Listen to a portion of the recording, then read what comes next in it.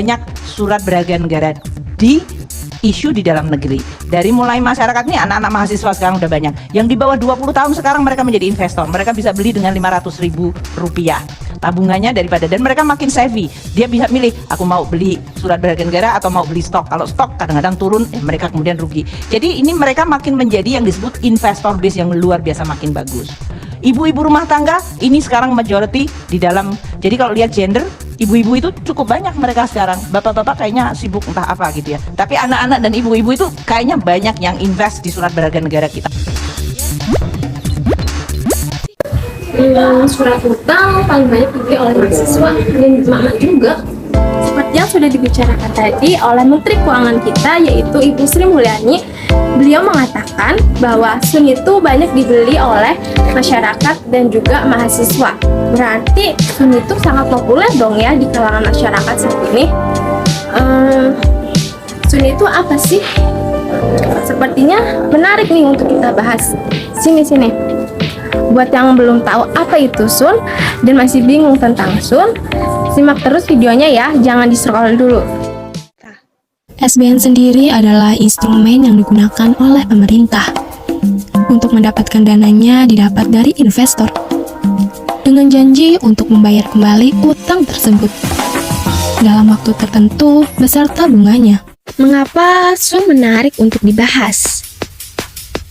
Sun adalah salah satu instrumen keuangan yang aman dan stabil, karena diterbitkan oleh pemerintah.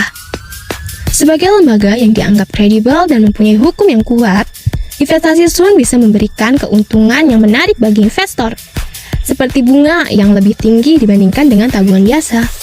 Pada 3 Januari kemarin, pemerintah meraup 19,2 triliun dari hasil lelang 7 seri surat utang negara dengan penawaran sebesar 28,31 triliun.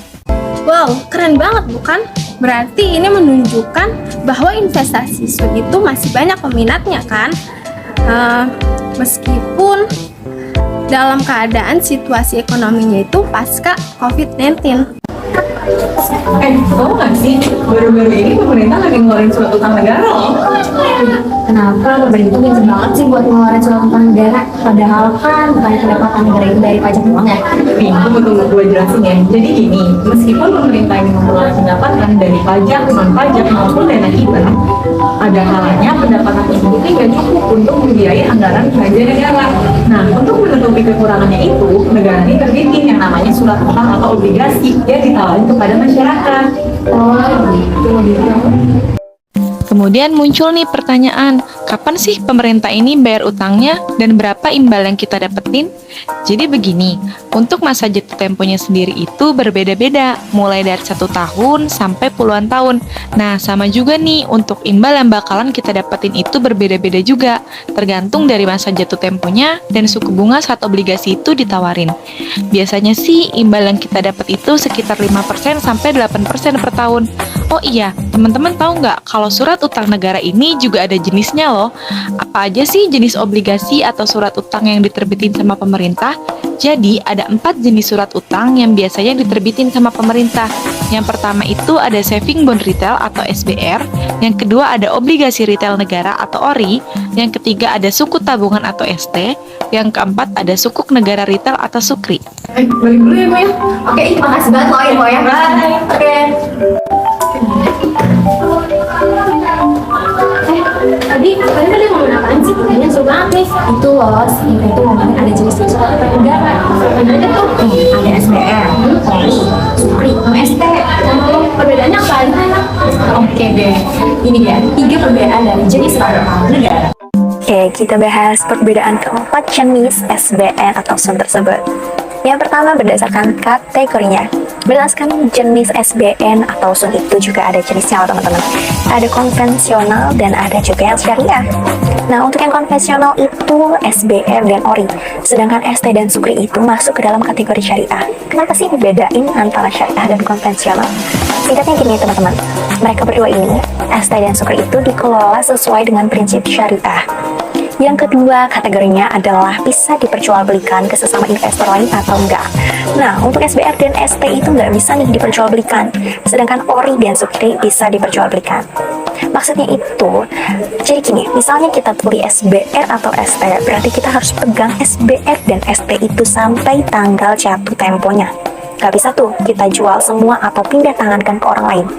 Tapi teman-teman, tenang aja, kalau kita nggak punya uang, bisa nih SBR atau ST itu dijual, karena SBR atau ST itu ada masa early redemption, yang dimana SBR atau ST ini bisa dijual ke pemilikannya maksimal 50% dari total kepemilikan kita sebelum masa jatuh tempo. Jadi bisa dijual, tapi maksimal 50% aja teman-teman, gak bisa dijual semua. Sedangkan ori dan sukri bisa dijual atau dipindah tangankan ke investor lain lewat pasar sekunder. Yang ketiga, berdasarkan imbal hasil. Imbal hasil SBN itu ada dua, ada fixed rate dan ada floating rate. Fixed rate itu artinya nih presentasi imbal hasilnya tetap itu dari awal ditawarin sampai jatuh tempo itu bakal tetap sama. Misalnya nih, awal hasilnya 8% per tahun, pasti sampai jatuh tempo bakal tetap sama. Sedangkan floating rate itu maksudnya imbal hasilnya itu bisa berfluktuasi menyesuaikan dengan suku bunga. Jadi kalau suku bunganya naik, presentasi imbal hasilnya tuh akan naik juga. Nah, terus kalau misal suku bunganya turun gimana? Apa imbal hasilnya bakal turun juga? Oke, tenang aja teman-teman. Obligasi dengan floating rate itu udah ada batas bawah imbal hasilnya. Jadi udah ada standarnya gitu, nggak sampai turun drastis banget. Jadi mau suku bunganya turun sebanyak apapun, imbal hasil terakhir yang akan kamu dapetin itu adalah batas bawah imbal hasil tersebut. Nah, SPR dan ST itu menggunakan floating rate, sementara ori dan sukri itu menggunakan fixed rate, teman-teman. Kalian bertanya-tanya gimana sih dan gimana kita bisa beli saat ini? Oke, kamu bisa beli SBN dengan dua cara. Yang pertama, beli saat masa penawaran. Nah, kamu bisa tuh beli 4 jenis SBN yang tadi aku sebutin. Saat masa penawaran, tanggal masa penawaran tuh udah ditentuin ya. Jadi kalau kamu mau beli saat masa penawaran, kamu harus cari info secara mandiri. SBN apa sih yang lagi ditawarin sama pemerintah dan kapan masa penawarannya? Kalau masa penawarannya udah lewat, kita nggak bisa beli lagi.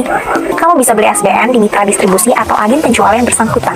Mitra distribusinya tuh biasanya bank, sekuritas, atau vintage kayak Bareksa gitu. Untuk tahu nih apa aja mitra distribusinya, kamu bisa langsung nih cek di website Kemenke atau Kementerian Keuangan.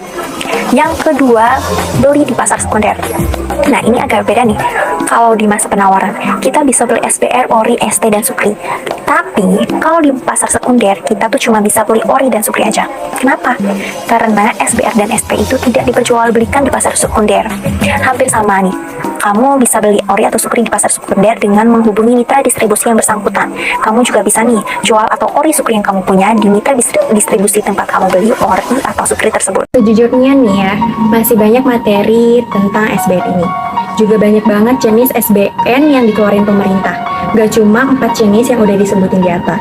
Ada juga kelebihan serta risiko ketika kita berinvestasi obligasi. Ingat teman-teman, semua investasi itu pasti ada resikonya. Mungkin itu aja ya materi yang bisa saya sampaikan. Saya Lara Raja Putri, pamit undur diri. Wassalamualaikum warahmatullahi wabarakatuh.